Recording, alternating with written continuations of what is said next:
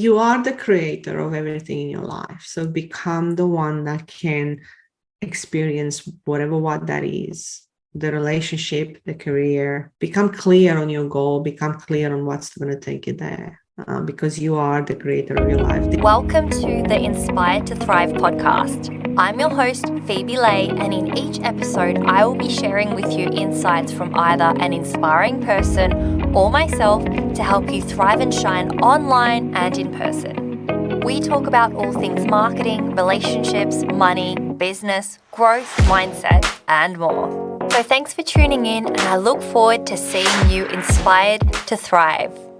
Hey, everybody, and welcome to the Inspired to Thrive and Shine podcast.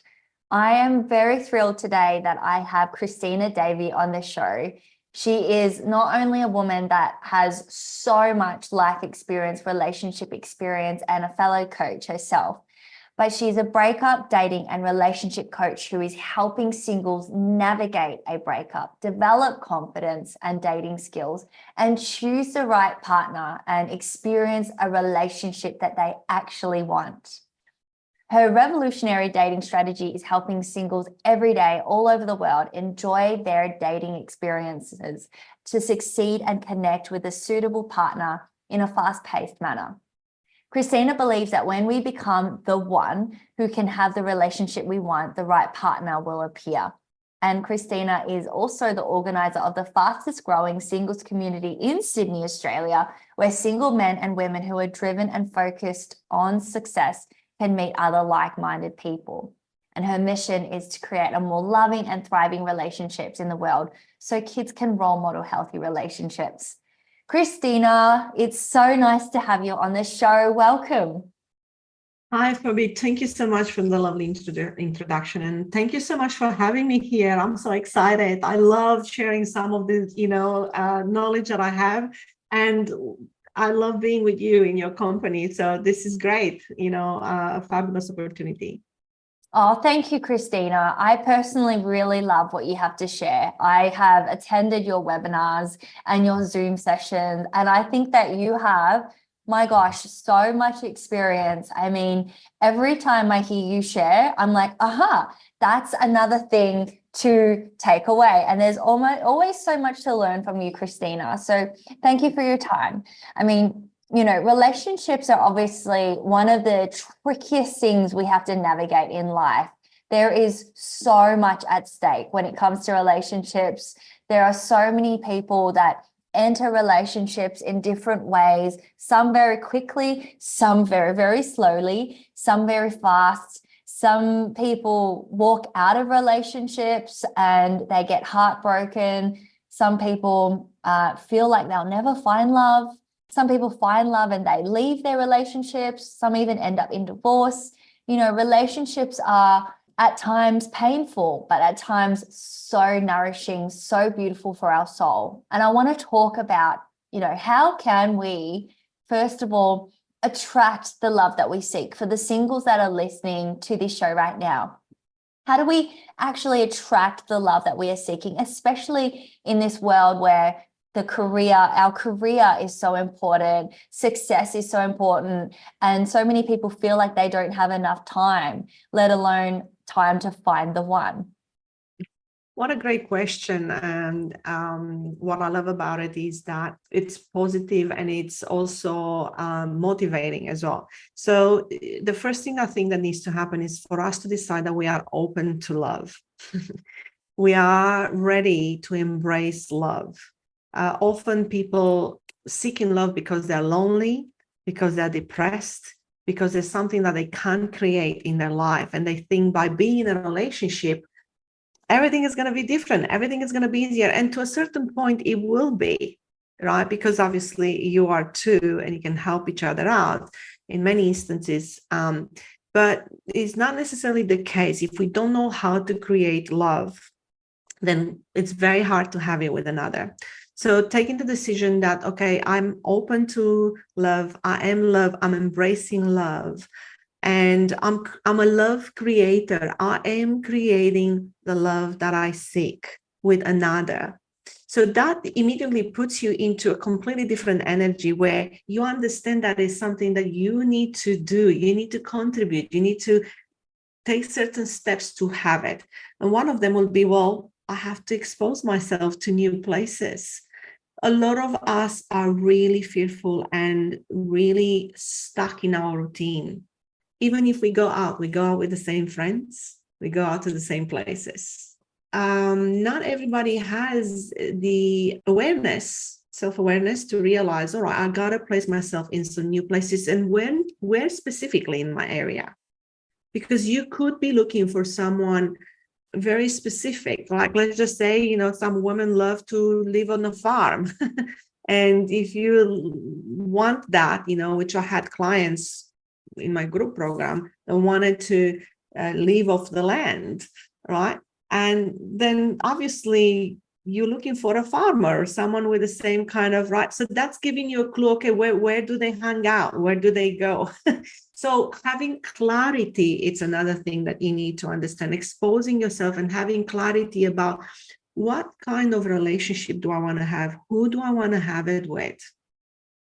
Who fits into my relationship? Because you could be an entrepreneur that wants to travel the world, and you meet someone who is really nice and ticks a lot of boxes, but he might be a 9 to 5, and he's very happy with the 9 to 5, and he's very happy to retire early. And you're like all about like, let's just go explore the world. And then down the track, after you realize, oh, this is nice, this is good. Yeah, not a problem. He's 9 to 5. He has a good job. So tick, he earns good money. Tick, he's responsible. Tick, he's provider. Tick.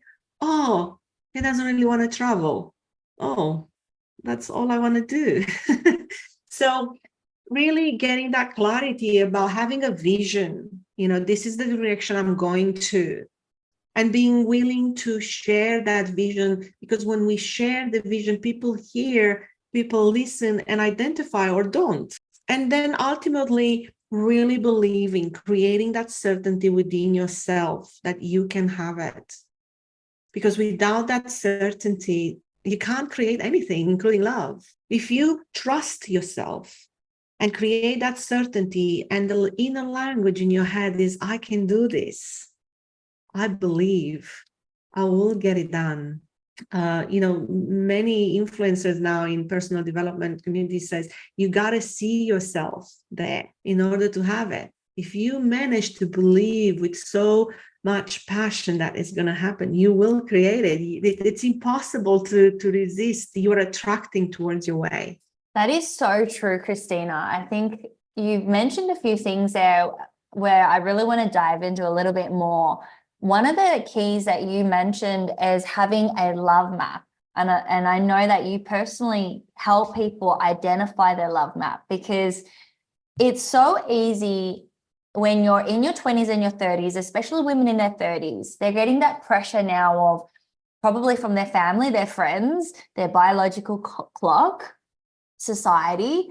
They're seeing more and more people get married, have babies, and they think that they want the same things as everybody else.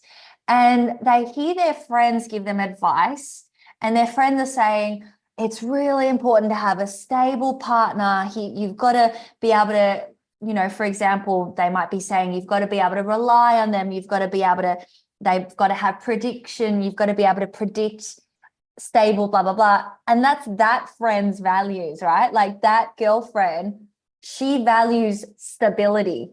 But when you don't necessarily value stability and you're hearing advice, and these are like your closest, nearest and dearest, you're going, oh yeah, I guess I need that, right? And we forget what we actually want ourselves. And I think one of the key things that I learned from talking to you is actually understanding what I want and what I need, rather than what my parents or my friends or my, like sisters or colleagues, what other people say.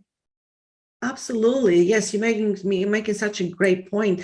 When you know what you want, you share with the other. And if the other person wants the same thing, then you go towards the same direction. You have you can be supportive of each other rather than keep blocking each other because you want different thing. I want to, let's do this. And the other one is like, but this is not me. I don't want to do this. I don't want to do it this way, right?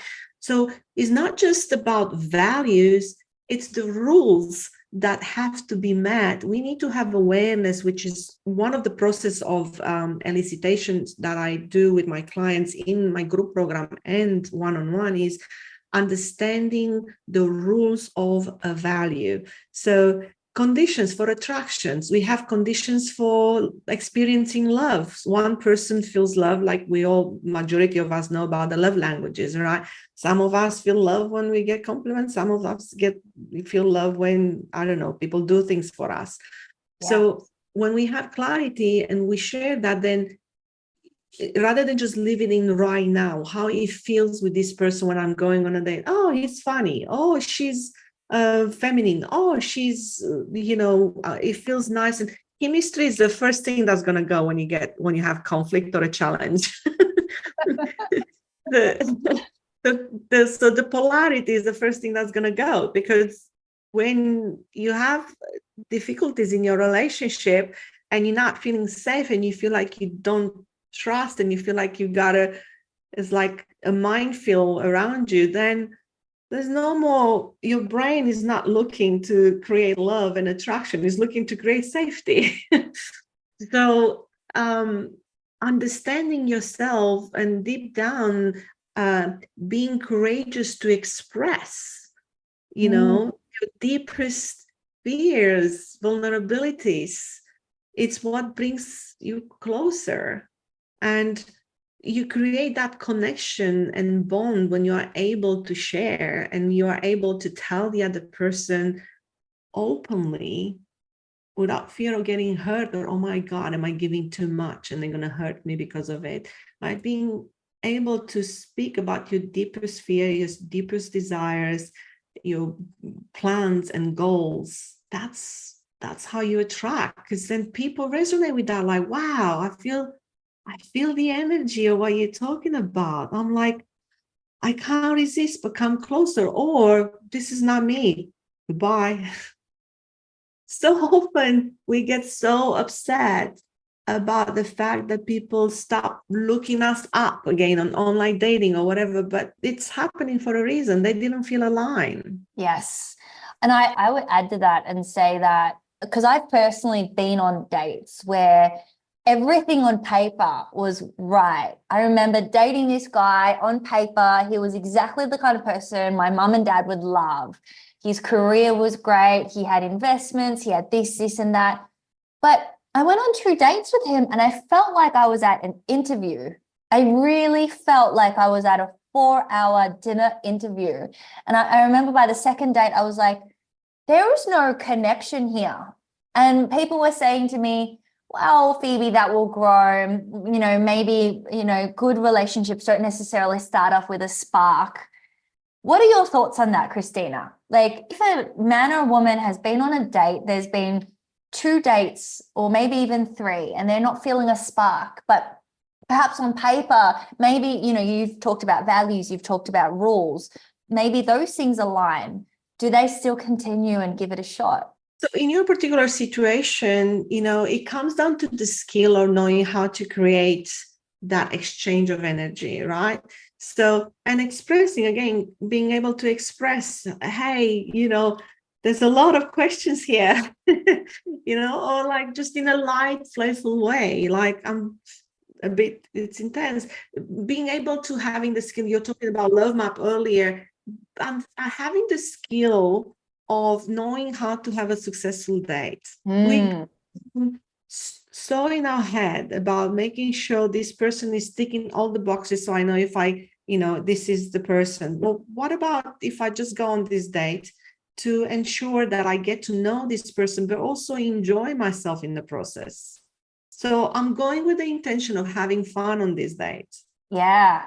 Having the skills on how to do that, like how to converse, how to be, what emotional state am I in when I'm going there, right? Yeah. All this. So these are skills that we are not aware. We do it automatically, yes or no, but unconsciously is what I say. But when we know what needs to happen and we do it and we are at cause for doing that, then we can create a really nice, sometimes don't get me wrong, some people are really not quite there. Like they really don't, they're very stuck in their ways, and no matter what you do, that sometimes you can't really create that attraction. But if you know what needs to happen in order to create attraction, you can create it. If you know what it takes to have a successful date, what skills do I have to master, that if I master it, I have more of what I want.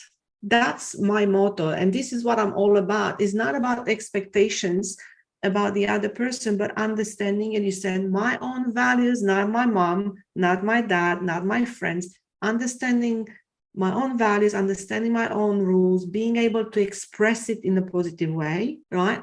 And as much as we can, because we all make boo-boos, and we all sometimes, like based on our emotions.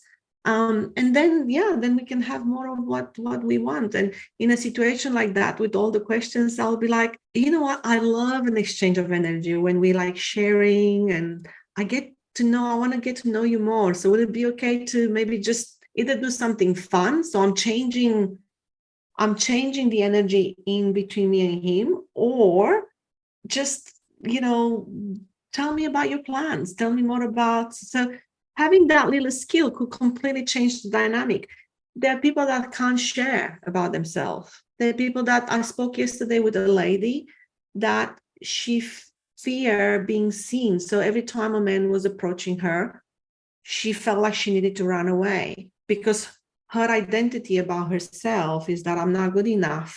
I'm not good enough to be seen. So if I'm not good enough to be seen, how can I connect vulnerable with a man? How can I create attraction? How can I create bonding? How can I let them in?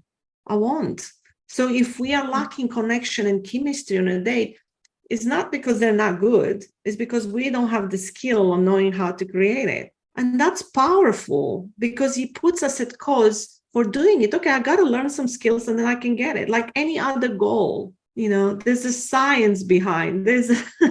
Love doesn't just happen. It happens because there's certain conditions that are being met and they're unconscious. We take decisions all the time about people.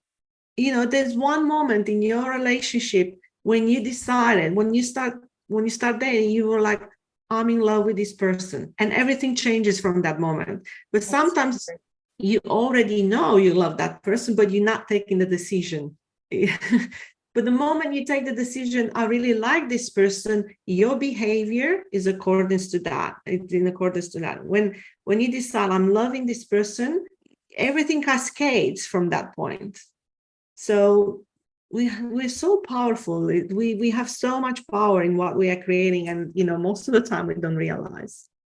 Yeah, that's so true. I think that once there are certain conditions that are met, obviously, and people fall in love, it's a strong force. And and two people that are in love, a lot can happen, a lot can be achieved in a short amount of time. I want to go back to, I think the listeners that are listening might probably have some questions around the word rules. I know I did before I listened to your webinar. Previously, I was like, rules, like we shouldn't have rules. And when I heard you share about what rules really are, that really opened up my eyes and made me realize that, yes, we actually do need to think about what our rules are. Could you please explain to us with some examples, what are some rules that people have in relationships, either in a relationship or, before they get into a relationship, and do rules change? Absolutely. One of the things in my marriage, because I only been married once so far, when I picked my partner, I thought I want to pick someone who has family values. And and for me, family values meant we're having dinners together. We do everything together. I mean, everything together. We like the same things. I mean, all the things. That was me. So these were some of the rules that I had for family values. And then there was no space for the other person to like other things, or for us to really do things separately. Like we were doing things separately, but it was always like just a little bit of it. And then I thought we have to be again together. So that role in there has put a lot of pressure on myself and my husband at the time, because then our needs outside the relationship were not being met. So we have needs in the relationship, we have needs outside the relationship as well.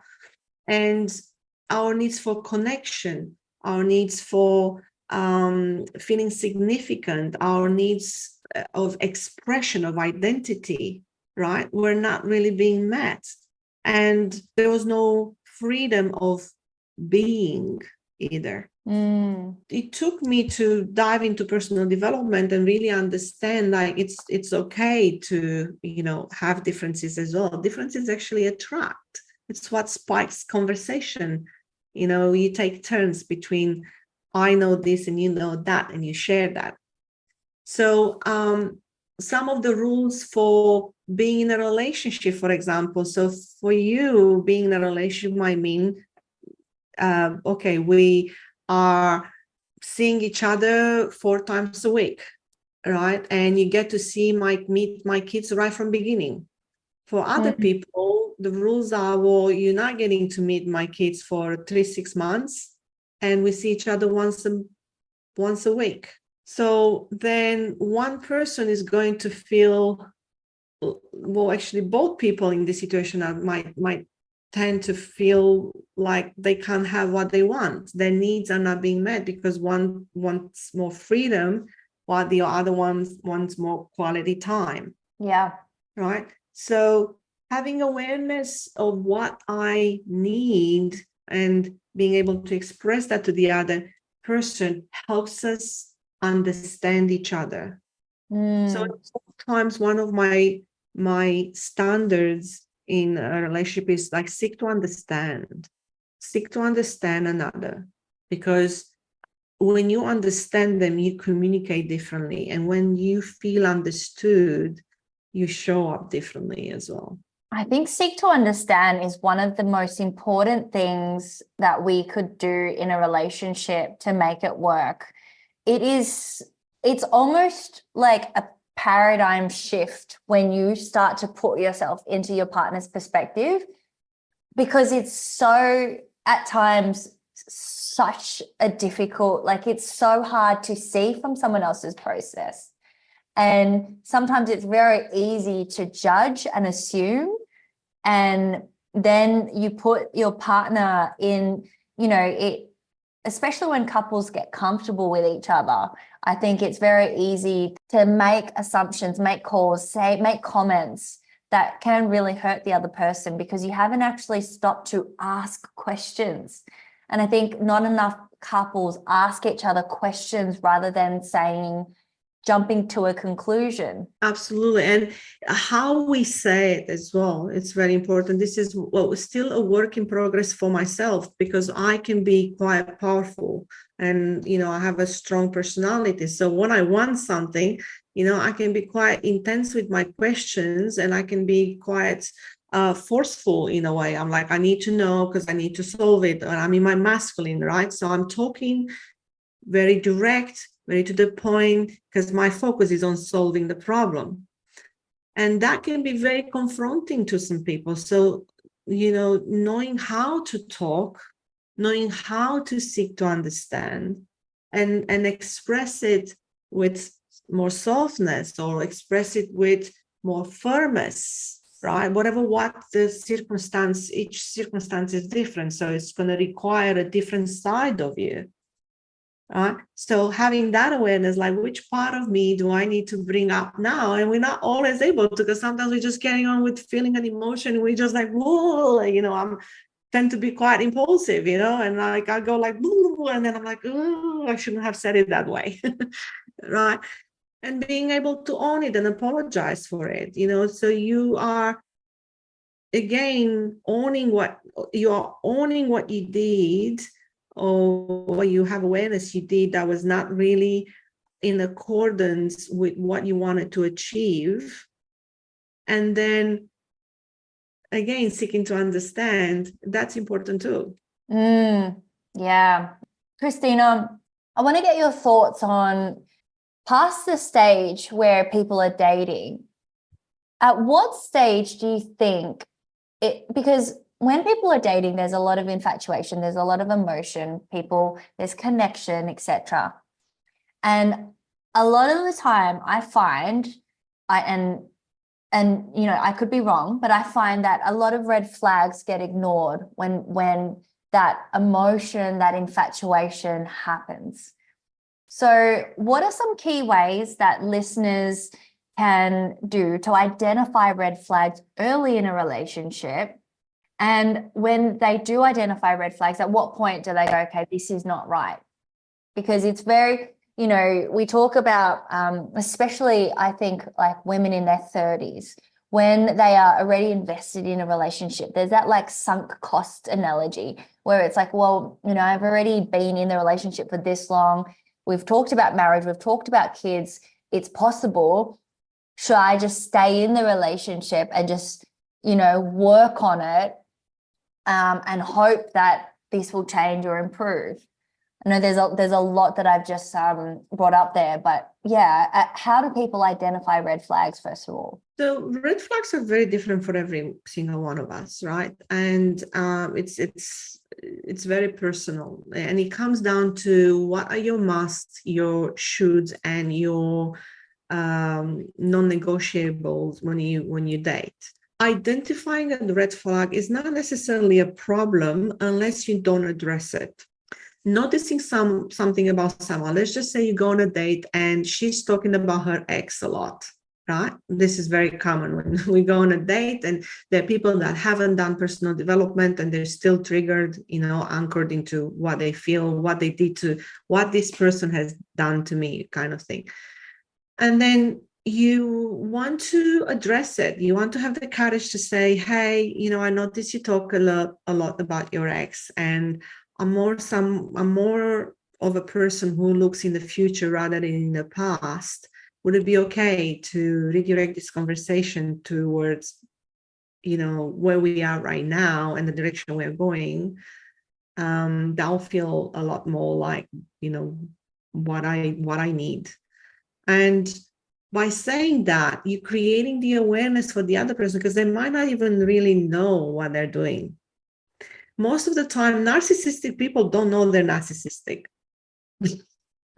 They don't walk around like, hey, I'm the narcissist, or, like, I don't even like, to be honest, to use the word narcissist, because to one level or another, we all have behaviors which can be easily interpreted as narcissism. Like every time when you think about it, when we tell everyone, hey, put yourself first. And when people put themselves first, we kind of throw stones at them like, hey, you're selfish, you don't care about anyone else, right? So it's a very silver line when it comes to that. But red flags, yes, are important to notice, but it's also very important to address it and see if is that person willing to change that, or is that person not going to change it? And then you can place a boundary. So you express your standards.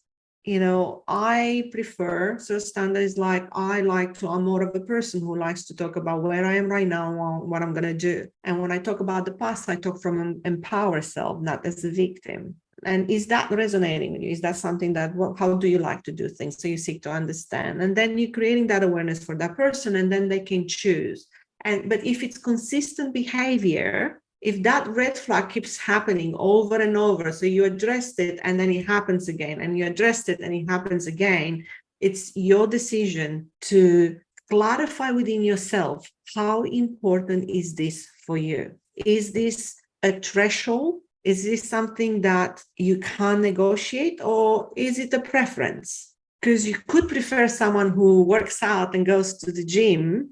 You could prefer that, but it might not be a problem if they don't, because it's not that important. But there are people who fitness, it's super important, right? And then for them, like, hey, if you start working out, I can't look at you the same way. I can't, like, it's the way I look at you, like, I can't respect you anymore. I can't see you as the same person. I can't be inspired anymore because I value fitness a lot. it's part of who I am. It's my identity, and like it's so important. It's had such a high value that out of a sudden, when that's not there, it's like a big miss. I can't overlook it. It's like a big spot on your face. So, and there's nothing wrong with not being into fitness. You can live your life the way you want, but if that's super important to me and you can't provide that, I need to decide, am I willing to stay in and accept this, or am I willing to go? And many people decide to stay, but then they keep pointing to that person. You're not doing this.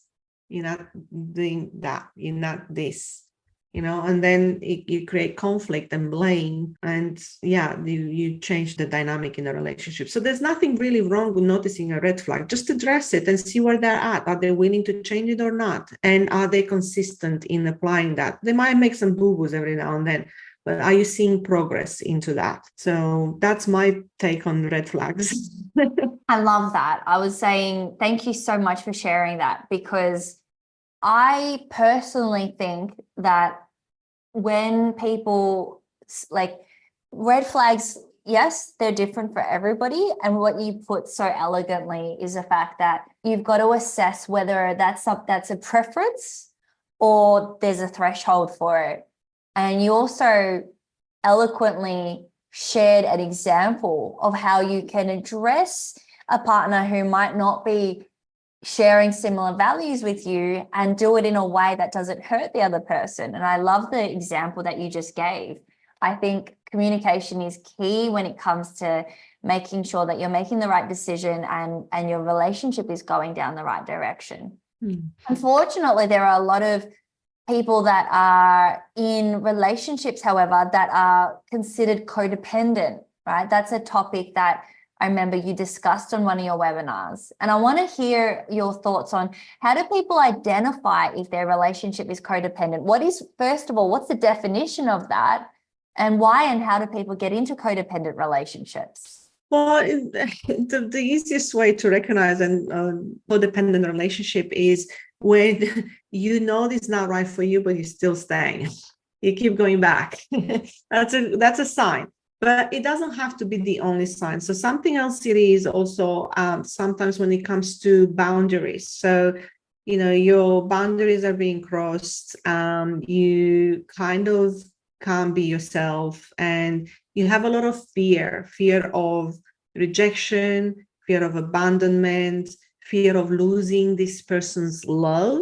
So when you come from fear, from scarcity, and you show up and you are showing up in that relationship from scarcity mindset, it's usually codependent. I need this person to feel happy. I need this person. I love him, or I hear this a lot. I love him and I can't change that. You don't need to stop loving them. You can still choose to be in a different relationship. I keep saying to everyone, I love all my exes. Like, the love I have for them, and it's the care I have for them. It's like, I wish them well, no matter where they're at. And every now and then when I can, I send some love in their direction, right? And I have compassion as well for where they are, and admiration for some of the stuff. Like, my ex-husband is achieving some stuff, and I'm like, yeah, well done for you, kudos. And right, so codependency means like, I think I can't create something without you being there. And if you stay in a relationship where you are not happy and you have tried to work on it and you apply some of the new skills and it's still not there, and the other person can't deliver for you, you need to take a decision. What direction do you want to?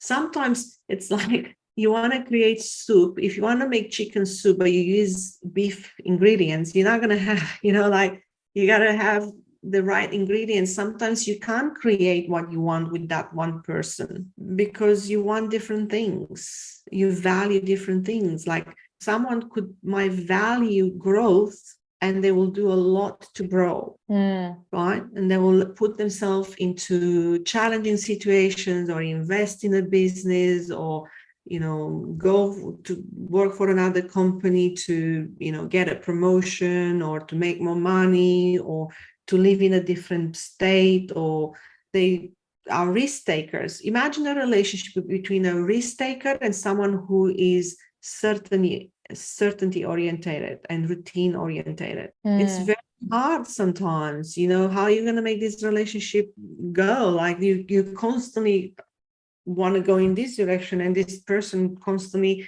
is driven by the need for certainty and safety, and they don't know how to create that, and they go in this direction. Yeah. So calling it quits sometimes, it's actually a blessing. You let it go with love rather than you need to again have clarity about who you are and themselves. Who are they, and are we having common direction and goals? Do we want the same things? It's okay to like different things as well, but do we want in our relationship and our future, do we want those things that will bring us together or apart?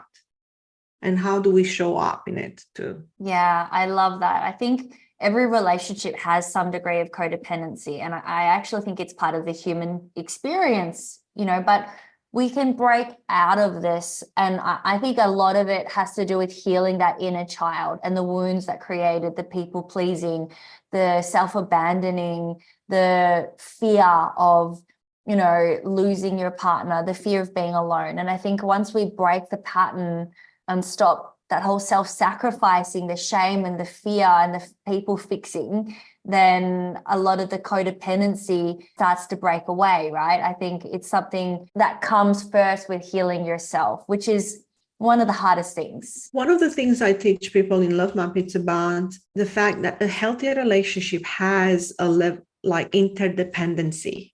So not codependency, but interdependency, meaning that I can do it, but I choose to ask for help from you because maybe you are better at this skill than me. My partner is definitely better at many things than me, and I'm better at, I have my own area of expertise and he has his own area of expertise, right? So then we are supporting one another. So we are choosing to be interdependent rather than dependent, right?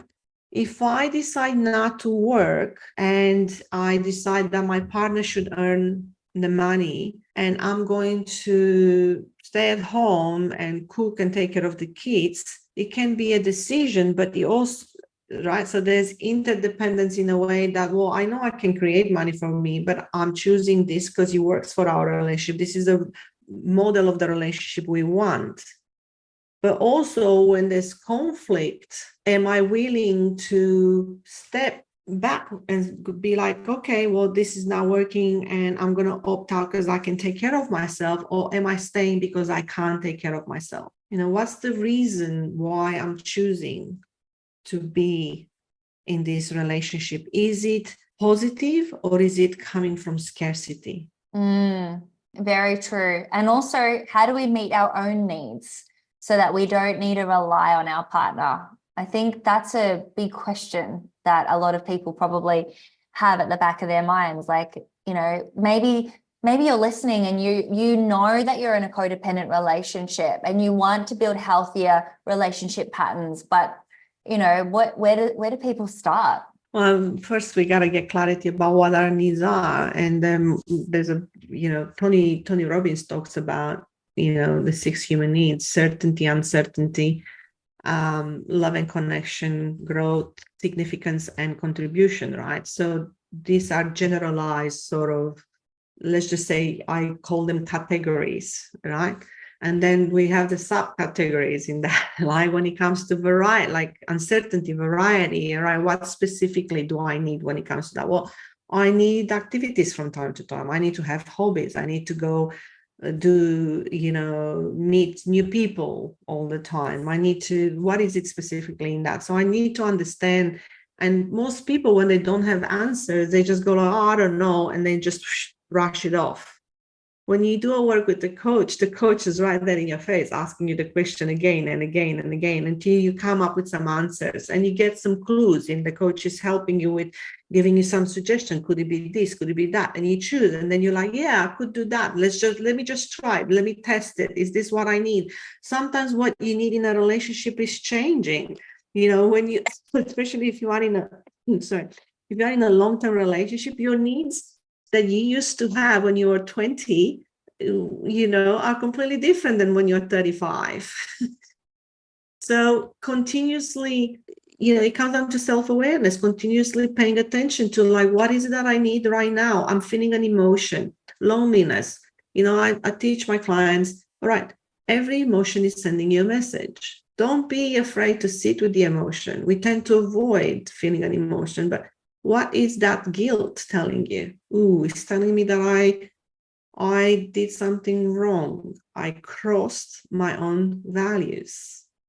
Which value? Maybe it's lying, maybe it's not being supportive, maybe it's like, what's that value?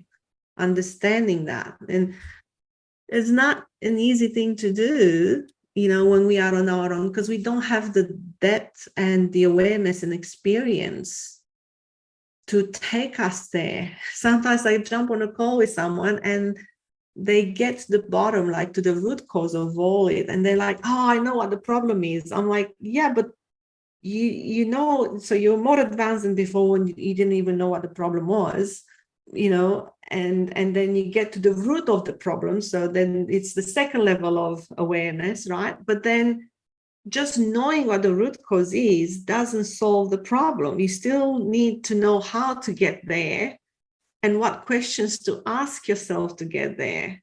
So people get this, I know what the problem is, but then they talk about the problem. I have this problem and that's why I can't do that. And they know, and then they're not doing anything about it. Yeah, that's very true. I totally agree with you on that. I'd love to know, I know that you mentioned that you have group coaching. How do you work with people one-to-one? Like when you work with them individuals one-to-one and they are in relationships, how do you help them build healthier relationship patterns or healthier boundaries? So I look at what's their goal. What's their goal in the context of their love life? What is it that they want? Some people want to get married. Some people just want a stable relationship. Some people just want to have fun dating. Obviously, a lot of people come to me because they want an exclusive relationship. Then we look at like, okay, so what's preventing? So I'm asking questions that are supporting them become aware of what's preventing them. What's the fear? What's the thought? What's the strategy that they're using? There are women that can tend to get overwhelmed or nervous, right? Okay, well, what causes you to feel nervous? Oh, I don't know. All right, well, what are you thinking in that moment? So now we're narrowing down, we go, look at it like a V. We have a whole pile of stuff on top here, but then we just by asking them appropriate questions, then they just become aware, and then like, book, you get the winning ball, like a lotto, so to speak, like, okay, so this is what it is. And then so I'm taking them to a process initially of identifying first, what's the problem? What's the root cause of the problem? What's causing the problem? If you're feeling nervous, that's the problem. Okay, but what's causing you to really get nervous? And we identify that. And then we are looking at how did you form this belief? How did you create this cause? Like, what is it? What are the events that made you believe that? And we identified the strategy of how they're producing that behavior, and we're identifying also the patterns. And when you identify a partner, you go like, okay, what's creating this pattern? If you keep attracting people that are lying to you, there's something in you that it's a behavior that's your behavior, it's producing that behavior. Also, some people are just, that's what they know. Like, I'm not saying that, but usually you are tolerating. It's something that you're either tolerating the behavior, you're not applying consequences for it. All right. So somehow Tony Robbins again says, you get what you tolerate. So, sometimes we attract what we are afraid of. And because we are so focus on not attracting that, our behavior is so tense that it's actually creating that, it's contributing to that. So if there is a pattern the common denominator, as we like to say, both of us, right, is you. So let's look at like, how are you co-creating this? What is it in your behavior that we can change, tweak, and then you're going to have a completely different result. And then values process, we go through personal history to identify patterns and strategies, create awareness, recover memory. And then in the value process, it's about learning to communicate, express, understand what needs to, you're becoming the creator now. But you can't be a creator if you have a whole bunch of emotional baggage from your past, like holding on to, betrayal, resentment, anger, rage, hate, jealousy, hurt, shame. A lot of people have a lot of shame around the body, things they've done, people they choose. And that's keeping them in a low vibration. So through timeline, I support them release that at a subconscious level, so they can feel aligned. They can feel like, oh, wow, I know myself. They become confident. They have certainty about who they are. And they let go of all the emotional baggage. And then we move towards the skills. All right. So what you need to do in order to create a successful day, understanding men and women, and so on. So it's a beautiful process. Ideally, I work with someone 6 months, and they attend my one-on-one and group program.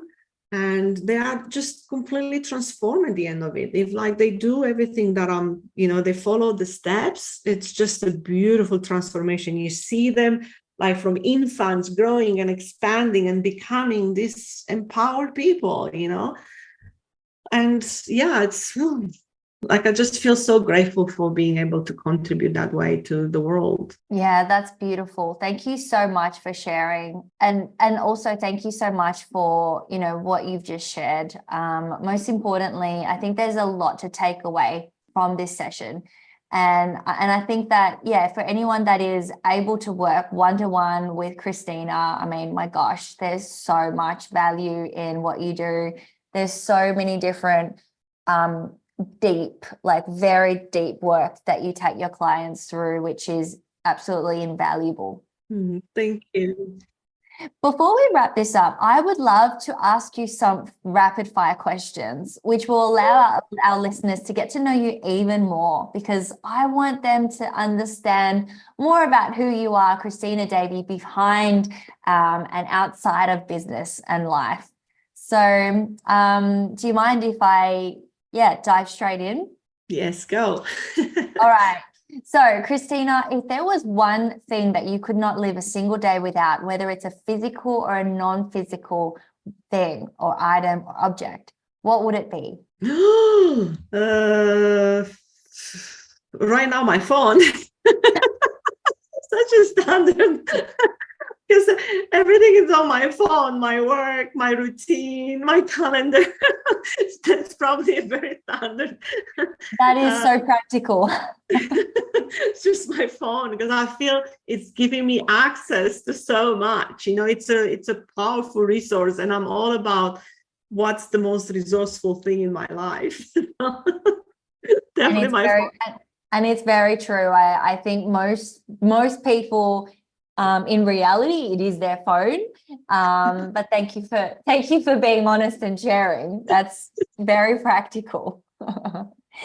Cristina, who or what inspired you to do what you do today, to help people in relationships, in dating, and in coaching? There's a multitude of people, but it started with a friend of mine. I noticed her own transformation, and the more I saw how she was changing, and I saw the positive transformation in her, I was like, I want that. So I asked her, what did you do? And she said, hey, I went to Tony Robbins, and this is how I started. It was the first time I attended Tony Robbins in 2018. And that opened a whole world. So since then, I have a lot of people that I follow. And, I think we get to learn something from everyone around us. I learned a lot from my son. He's a beautiful mirror for me. I look at how people have achieved what I want, and then I just break it down and just try to apply it myself. Oh, that's beautiful. Thank you for sharing. And where do you see yourself in 5 years' time, whether it's in your business or in your personal life? What do you want to have accomplished? On a stage, talking to crowds, inspiring, talking about relationship dating and inspiring people. And probably definitely on stage. This is something that's coming. It's on the works. Yeah, you've already started that process. I can so see that. You have so much value to give. Thank you. Cristina, what is one big takeaway you've had recently that changed the way you see the world, or that you see your world? Big takeaway. Every time, I'm going to give first a general answer to that, but like every time there's something happening, I look at learning from every little thing. In all honesty, me last night having a conversation with my partner and realizing that I actually haven't been in that conversation who I wanted to be. I haven't done things the way, and I haven't communicated things in a way that I want. And I woke up this morning and I was like, okay, so this hasn't resulted in something that I wanted. And what is it that I can take away from that? And then when I looked into it, at not just blaming, but owning how I contributed to that, I realized, okay, well, I didn't show up in the way that's actually aligned. And that was my big takeaway from it. And it's a big one because my relationship is extremely important to me. And it's something that motivates me to grow and become a better person. Yeah, wow. Thank you so much for sharing. That's huge. That's definitely, you could say, a paradigm shift when you learn how to communicate in a different way, and how you show up in your relationship. It's such a big thing. Yeah, for sure. And lastly, if you could leave the world with one message, one takeaway, one aha moment, what would it be? You are the creator of everything in your life. So become the one that can experience what that is, the relationship, the career. Become clear on your goal, become clear on what's going to take you there, because you are the creator of your life. This has really changed my life back in 2018, when I realized I am the one.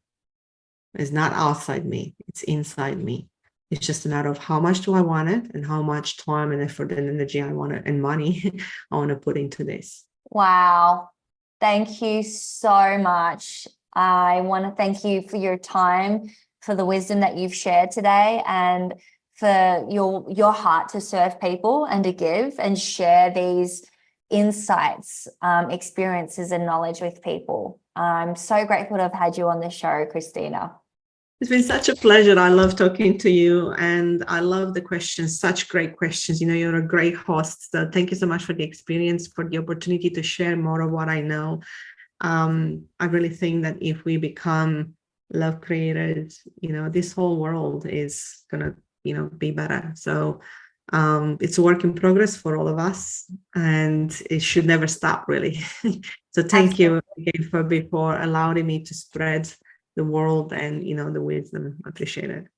Oh, absolutely, Cristina. And lastly, how can we give back to serve you today? How can people connect with you? And do you have any upcoming webinars or courses or programs that people can enroll in?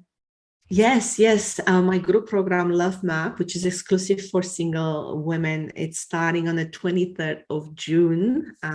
It's at 24 hours of group coaching with me, mind-blowing when it comes to self-awareness in the context of an intimate relationship. That would be, really revolutionary in someone's, life. And if you want to connect, there will be some links that I'm going to share with you. But Cristina Davy, Cristina without a H, on Facebook, LinkedIn, TikTok, Instagram, all the major, social media platforms. You'll find me right there. I love getting to know people. So, let's just talk. Let's have a chat, a 30 minutes chat, and get to know you, your story, see how I can help. I love people. I love people, and I love being with people. So connection is a high value for me.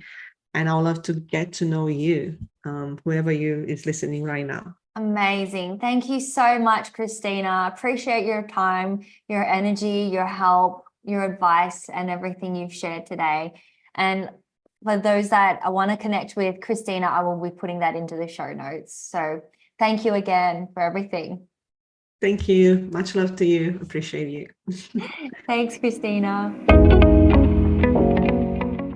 So thanks for tuning in, and I look forward to seeing you inspired to thrive.